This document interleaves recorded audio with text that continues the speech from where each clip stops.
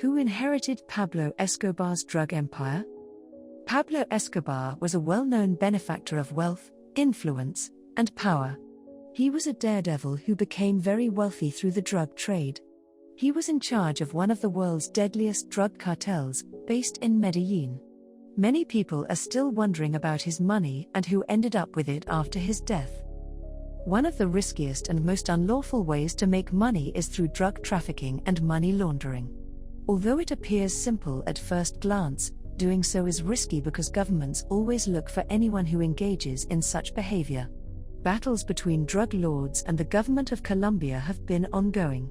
Pablo Escobar took this stance. His riches are still being uncovered in the present day. In the years before his death in 1993, cocaine lord Pablo Escobar amassed a fortune estimated at $30 billion.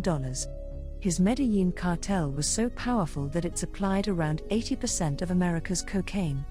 He was always on the run from law enforcement since his cartel was responsible for the daily importation of more than 15 metric tons of cocaine into the United States.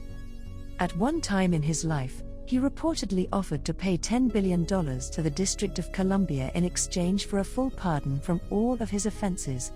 He said he burnt $2 million a year on fuel costs and lost another $500 million annually to spoilage when he was in the running. More than $70 million per day and almost $420 million per week were made by the cartel during the height of his drug trade. Authorities in Colombia compelled Escobar's family to turn up any liquid assets left by the drug kingpin after his death, allowing the government to seize a significant amount of his fortune. The government went even further, seizing funds associated with his close friends and family.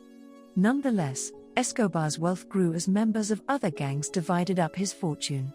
Escobar's family was blackmailed into signing over any liquid assets to the Cali cartel and Los Pepes in exchange for their help bringing down the kingpin. Others in the Medellin cartel wanted a piece of his fortune to ensure their own financial security in the wake of their leader's death. Escobar left his estate to his close siblings Roberto and Alba Marina. Still, he did not leave any money to his children. Sebastian, his son, was desperate, so he requested his aunt Alba to go and get $60 million from one of his safe houses because the rest of the family was about to go bankrupt. It seems like Alba has returned to report that very little money is left.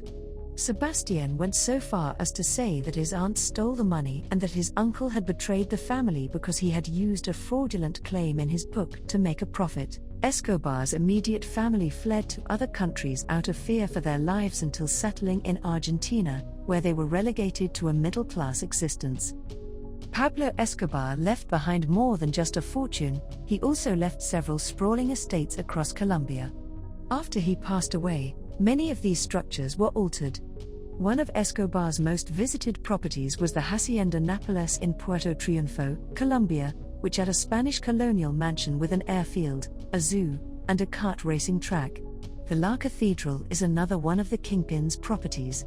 After his arrest, the drug kingpin bargained with the government of Colombia for the right to construct his own prison rather than serve his sentence in one of the standard facilities. This mansion fits the lifestyle of a king, with a billiards room, jacuzzi, sauna, waterfall, and disco for wedding receptions. When he passed away, nobody stayed at the house anymore. But shortly after, a group took over and turned it into a medication site for city dwellers who needed a respite. The La Manuela was Escobar's party palace. The palace construction took around 5 years and served as a vacation and party home for his extended family. If you've read this far, congratulations! Please show appreciation by liking this video, subscribing to our channel, and turning on notifications. When we meet again in a video, be safe and sound. Please share your thoughts with us below.